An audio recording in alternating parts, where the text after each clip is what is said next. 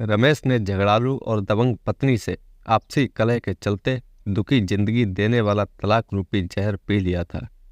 अगर चंद्रमणि उसकी माँ की सेवा करने की आदत बना लेती तो वह उसका हर सितम हंसते हंसते सह लेता, मगर अब उससे अपनी माँ की बेइज्जती सहन नहीं हो रही थी। ऐसी पत्नी का क्या करना जो अपना ज्यादातर समय टेलीविजन देखने या मोबाइल फोन पर अपने घर वालों या सखी सहेलियों के साथ गुजारे, और घर के सारे काम रमेश की बूढ़ी माँ को करने पड़े।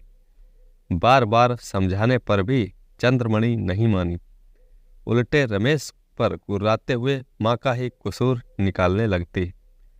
तो उसने एक कठोर फैसला ले लिया।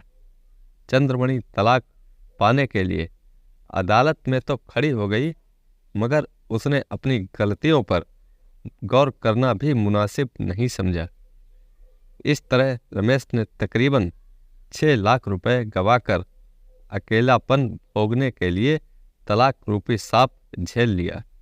ऐसा नहीं था कि चंद्रमणि से तलाक लेकर रमेश सुखी था। खूबसूरत खांचे में ढली गदराए बदन वाली चंद्रमणि उसे अब भी तन्हा रातों में बहुत याद आती थी, लेकिन माँ के सामने वह अपना दर्द कभी जाहिर नहीं करता था। लिहाजा उसने अपना मन अपनी दुकानदारी में पूरी तरह लगा लिया। रमेश मन लगाकर अपने जनरल स्टोर में 16-16 घंटे काम करने लगा। काम खूब चलने लगा, रुपया बरस रहा था। अब वह रेडीमेड कपड़ों की दूसरी दुकान खोलना चाहता था। रविवार का दिन था। रमेश अपने कमरे में बैठा हुआ कुछ हिसाब किताब लगा रहा था कि तभी उसका मोबाइल फोन बज उठा। फोन उठाते ही किसी अजनबी औरत की बेहद मीठी आवाज़ सुनाई दी। रमेश का मन रोमांटिक सा हो गया। उसने पूछा तो दूसरी तरफ से घबराई झिझकती आवाज़ में बताया गया कि उस औरत की 5 साला बेटी से गलती हो गई। माफ़ी मांगी गई। अरे अरे, इसमें गलती की कोई बात नहीं, बच्चे तो शरारती होते ही हैं। बड़ी प्यारी बच्ची है आपकी, इसके पापा घर में ही है क्या? रमेश ने पूछा तो दूसरी तरफ खामोशी छा गई। रमेश ने फिर पूछा तो उस औरत ने बताया कि उसने अपने पति का घर छोड़ दिया है। ऐसा क्यों किया? यह तो आपने गलत कदम उठाया है। घर उजाड़ने के समय नहीं लगता, पर बसाने में जमाने लग जाते हैं। आपको ऐसा नहीं करना चाहिए था। आपको अपनी गलती सुधारनी चाहिए और अपने पति के घर वापस लौट जाना चाहिए। रमेश ने बिना मांगे ही उस औरत को उपदेश दे दिया। औरत ने दुखी मन से बताया, ऐसा करना बहुत जरूरी हो गया था। अगर मैं ऐसा ना करती तो वह जालिम हम माँ बेटी को मार ही डालता। देखो, घर में छोटे मोटे मनमुटाव होते रहते हैं, मिल बैठकर समझौता कर लेना चाहिए। एक बार घर की गाड़ी पटरी से उतर गई तो बहुत मुश्किल हो जाता है। तुम्हारा अपने घर लौट जाना बेहद जरूरी है। लौट आओ वापस, बाद में पछतावे के अलावा कुछ भी हाथ नहीं लगेगा। रमेश ने रास्ते से भटकी हुई उस औरत को समझाने की भरपूर कोशिश की, पर उसका यह उपदेश सुनकर वह औरत मानो गरज उठी। जो आदमी अपराध करके बार बार जेल जाता रहता है, जब वह जेल से बाहर आता है तो मेहनत मजदूरी के कमाए रुपए छीनकर फिर नशे में अपराध करके जेल चला जाता है। तो हम उस राक्षस के पास मरने के लिए रहती। अगर तुम अब यही उपदेश देते हो तो तुम ही हम माँ बेटी को उस जालिम के पास छोड़ आओ। हम तैयार हैं। उस परेशान औरत ने अपना दर्द बताकर रमेश को लाजवाब कर दिया। यह सुनकर रमेश को सदमा सा लगा। वह सोच रहा था कि जवान औरत अपनी मासूम बेटी के साथ अकेले बेरोजगारी की हालत में अपनी जिंदगी कैसे बिताएगी। यकीनन ऐसे मजबूर इंसान की जरूर मदद करनी चाहिए। वैसे भी रमेश को औरतों के सामान वाले जनरल स्टोर पर किसी औरत को रखना था, तभी तो वह रेडीमेड कपड़ों की दूसरी दुकान कर पाएगा। अगर यह मीठा बोलने वाली औरत ऐसे ही दुकान पर ग्राहकों से मीठी मीठी बातें करेगी तो दुकान जरूर चल सकती है। रमेश ने उससे पूछा, क्या आप पढ़ी लिखी है? क्या मतलब? उस औरत ने चौंकते हुए पूछा। मेरा मतलब यह है कि मुझे अपने जनरल स्टोर पर, जिसमें लेडीज सामान ही बेचा जाता है, सेल्स गर्ल की ज़रूरत है। अगर आप चाहें तो मैं आपको नौकरी दे सकता हूँ। इस तरह आपके खर्चे पानी की समस्या का हल भी हो जाएगा। क्या आप मुझे 10,000 रुपया महीना तनख्वाह दे सकते हैं? उस औरत ने चहकते हुए पूछा। हाँ हाँ, क्यों नहीं। अगर आप मेरी दुकान पर 12 घंटे काम करेंगी तो मैं आपको 10,000 रुपये से ज़्यादा भी दे सकता हूँ। यह तो तुम्हारे काम पर निर्भर करता है कि तुम आने वाले ग्राहकों को कितना प्रभावित करती हो। काम तो मैं आपके कहे मुताबिक ही करूँगी, बस मुझे मेरी बेटी की परेशानी रहेगी।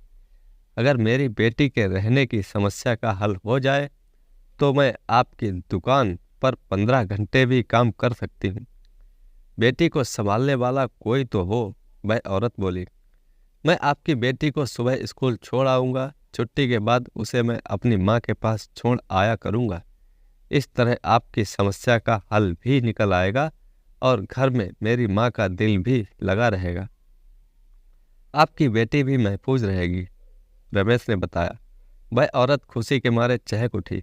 फिर बताओ, मैं तुम्हारे पास कब आऊँ? अपनी दुकान का पता बताओ, मैं अभी आकर तुमसे मिलती हूँ। तुम मुझे नौकरी दे रहे हो, मैं तन मन से तुम्हारे काम आऊँगी, गुलाम बनकर रहूँगी, तुम्हारी हर बात मानूंगी। रमेश के मन में विचार आया कि अगर वह औरत अपने काम के प्रति ईमानदार रहेगी तो वह उसे किसी तरह की परेशानी नहीं होने देगा। उसकी मासूम बेटी को वह अपने खर्चे पर ही पढ़ाएगा। तभी रमेश के मन में यह भी ख्याल आया कि वह पहले उसके घर जाकर उसे देख तो ले कि उसकी आवाज़ ही सुनी है, उसे कभी देखा नहीं। उसके बारे में जानना जरूरी है। लाखों रुपए का माल है दुकान में, उसके हवाले करना कहाँ तक ठीक है। रमेश ने उस औरत को फ़ोन किया और बोला, पहले आप अपने घर का पता बताएं। आपका घर देखकर ही मैं कोई उचित फैसला कर पाऊंगा। वह औरत कुछ कह पाती इससे पहले ही रमेश को उसके घर के मर्दों की आवाज़ें सुनाई दी। वह औरत लहजा बदल कर बोली, अभी तो मेरे 2 भाई घर पर आए हुए हैं, तुम कल शाम को आ जाओ। मैं तन मन से आपकी दुकान में मेहनत करूंगी और आपकी सेवा भी करूंगी। आपकी उम्र कितनी है? उस औरत ने पूछा। मेरी उम्र तो बस यही 40 साल के करीब होगी। अभी मैं भी अकेला ही हूँ। पत्नी से आपसी मनमुटाव के चलते मेरा तलाक हो गया है। रमेश ने भी अपना दुख जाहिर कर दिया। यह सुनकर वह औरत खुशी के मारे चहक उठी थी। अरे वाह, तब तो मज़ा आ जाएगा। साथ साथ काम करने में।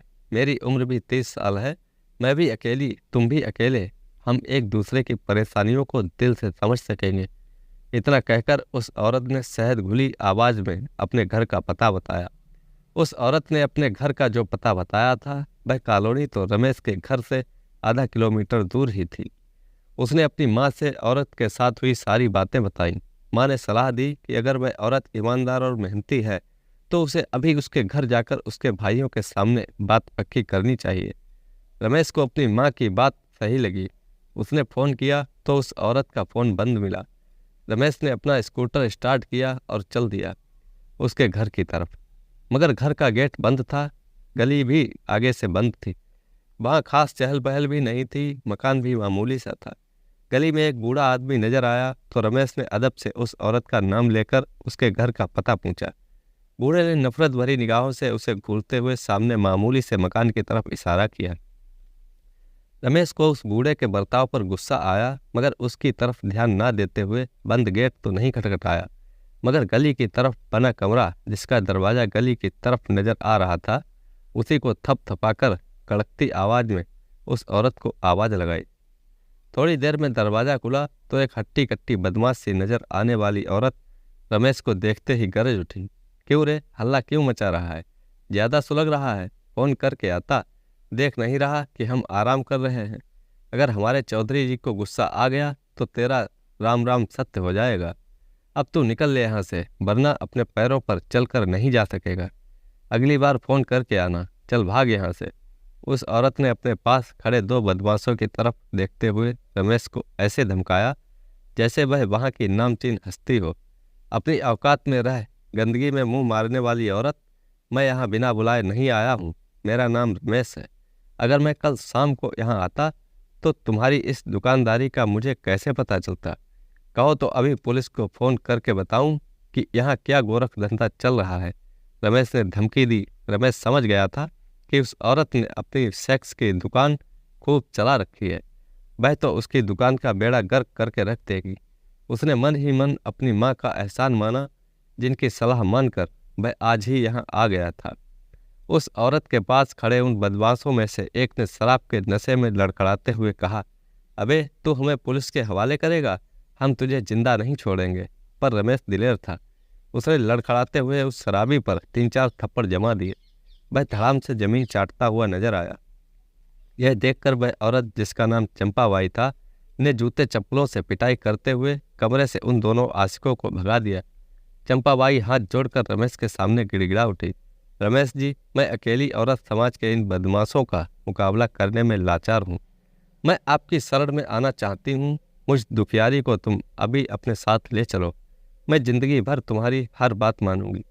चंपाबाई बड़ी खतरनाक किस्म की नौटंकीबाज औरत नजर आ रही थी। अगर आज रमेश आंखों देखी मक्खी निगल लेता तो यह उसकी गलती होती। वह बिना कोई जवाब दिए अपनी राह पकड़कर घर की तरफ चल दिया। हर दिन नया मर्द देखने वाली चंपाबाई अपना दुखड़ा रोते हुए बार बार उसे बुला रही थी।